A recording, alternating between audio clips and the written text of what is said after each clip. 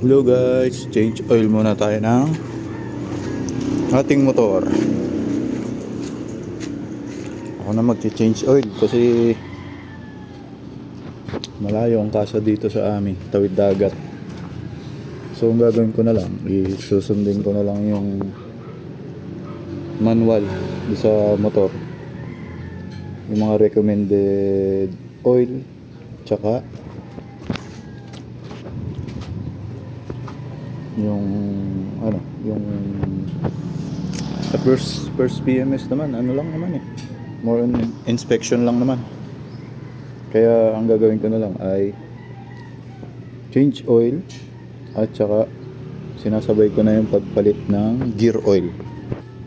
Papalitan natin ng gear oil din. Pero yung gear oil kasi every 5,000 kilometer. Sa akin, pagka nag-change oil na ako, palitan ko na rin pati gear oil. So ang binili kong dali lang naman hindi lang naman doon sa ilalim. So ang binili kong lang is yung recommended is 10W40. So ito, ang nakalagay sa manual is yung stock doon sa kasa is 0.9 liter na langis. So kapag pinaltan daw sabi ay 0.8 which is 800 ml. Yung nakalagay dun sa kasa dati, yung pagkabili pa lang is 900 ml na langis. So pag pinaltan daw dapat 800 ml. So binili ko is 1 liter kasi yung remaining 200 ml ay pantapat natin yan just in case na halimbawa yung kulang na siya sa langis. So pwede nating top upan hanggat hindi pa naabot yung certain na magpapalit ulit tayo ng langis, kasi yung langis naman nagde-degrade yan kahit siya fully synthetic, depende sa paggamit. Pero sa case ko lagi ako nagche-check ng langis, tatap up din ako pagka kulang.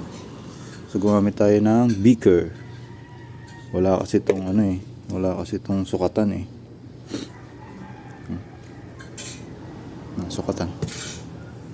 Gamit tayong beaker, so sukatin lang natin ng 800 ml. Tapos lalagay tayo. So gear oil naman mamaya pakita ko sa inyo yung gear oil. So pause ko muna. So ayan na, dapat lalagay nyo sa pantay. So pantay naman to. Sali natin, sukatin natin ng 800 ml base doon sa binigay na instruction doon sa manual. Oops.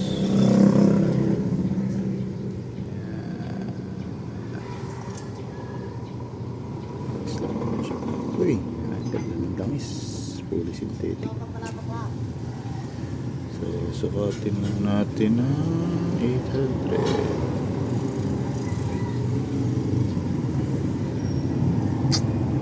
Pakalayo kasi ng kasa sa amin, sayang yung PMS na free.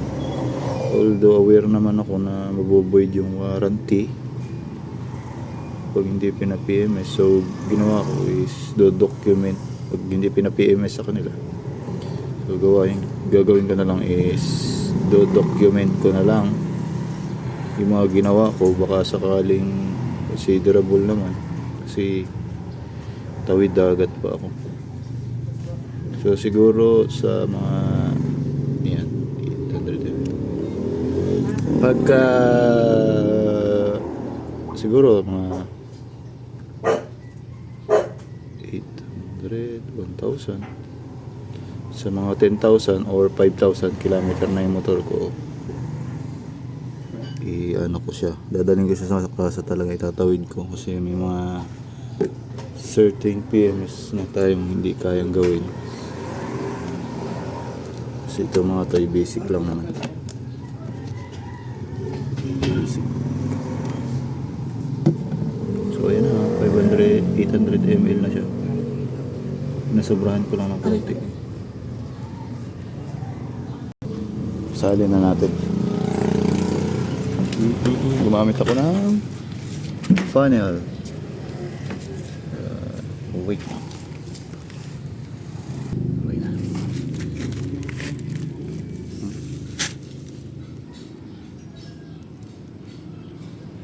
Dandaan lang.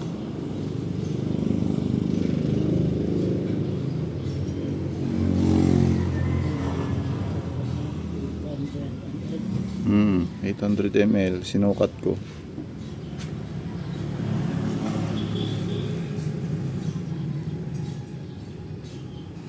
Kahit ko na 1 kilo niya, habiakin na lang.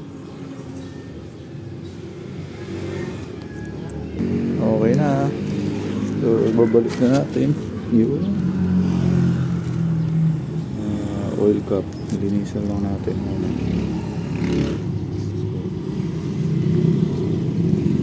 Dapat ko lang pinulmol.